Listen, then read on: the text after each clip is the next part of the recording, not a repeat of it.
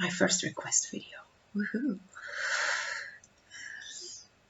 And what about runes? Since I make them, might as well talk about them a bit more. How I got into it. Oof. When I do have the Ancestry, the first camp was a Norman. The first recorded camp was a Norman. And it was an Adolf camp. And he invaded Saxony. The name goes back a long time in history. But yeah, all camps have Viking ancestry somewhere.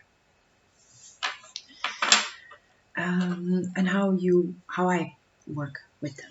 So like how it is recommended that you start is to not start with divination, excuse me, or try to do seidr magic with them.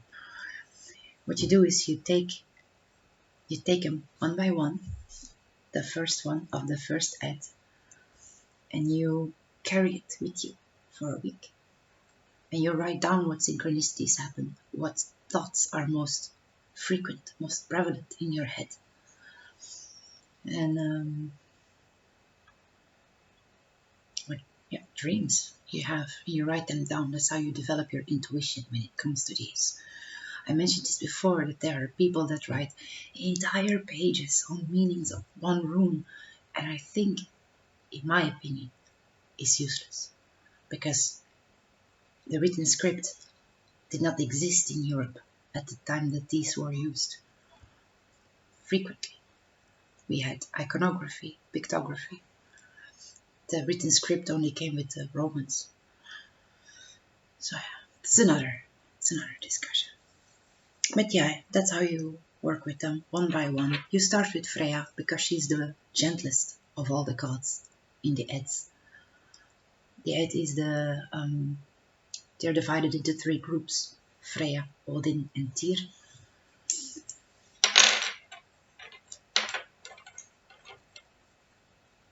And Freya is the gentlest. That's why she's the first. Now, Fiona Edgar mentioned this in her Grounded Cosmos podcast, which I really enjoyed. That she uses magic and started with that. That is not a bad idea in general, even though you start with, how I mentioned, this is the best way to get to know them, because they have to relate to you. If they don't relate to you, you cannot use them in magic, seidr, or divination. Even it won't mean anything to you. You can read entire libraries and it still won't mean anything. But bindrunes, here's an example. This is a combination of runes. These are just examples that I scribbled down. The thing is that they have to have an aesthetic quality to them. They have to, because it has to be harmonious. Well, if you want to use them destructively, nothing's stopping you, but it's just not recommended, because that's not what they're for. They are meant to instill wisdom, self-reflection, knowledge of the self. Know thyself. If you know yourself, it's easier to understand the world. And that's why they have to be harmonious or balanced.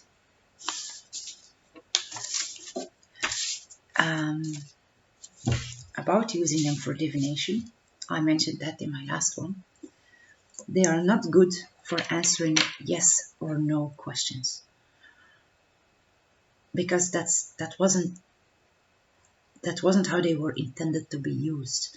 I mean, you can, but let's say,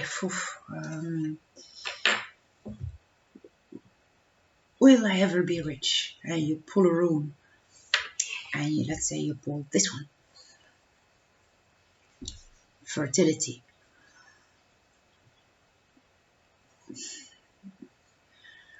Can you glean a yes or no meaning from that? Yes. But if you're looking for that kind of divination, I have never used runes for that purpose. What is better, if you're looking for yes or no answers, which I think is lazy, by the way, is Lenormand cards. I will do a video about that later. But these are actually good for answering yes or no questions. Very good. But runes, not so much. I mean, there's a whole philosophy attached to them.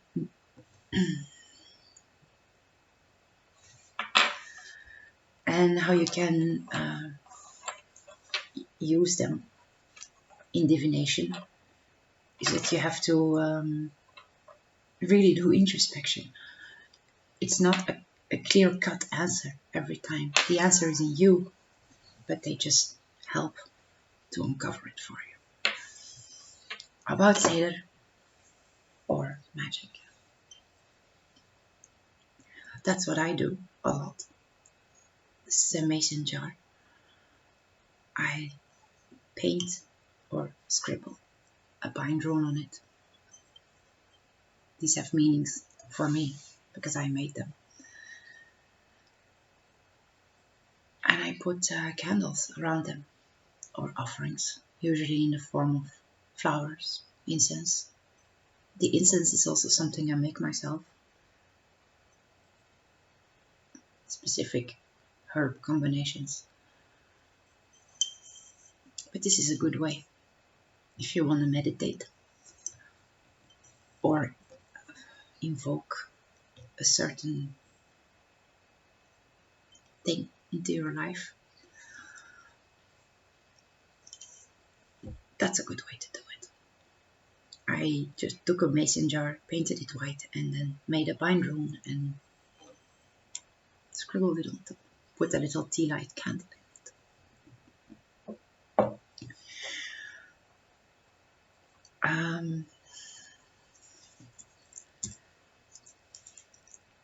This is a huge point of contention.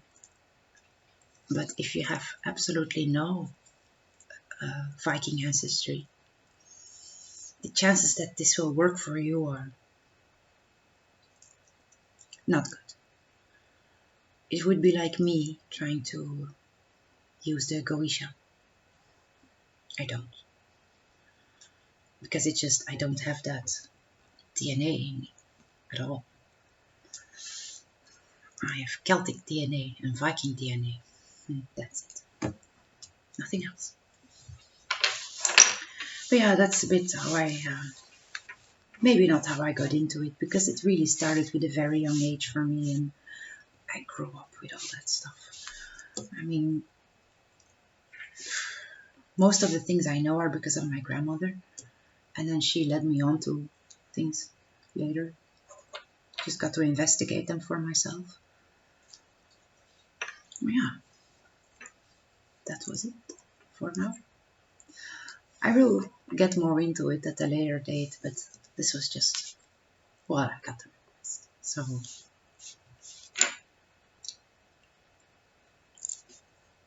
I mean, if you want to know something, you can always ask in the comments or on MeWe, right? You know, talk about it.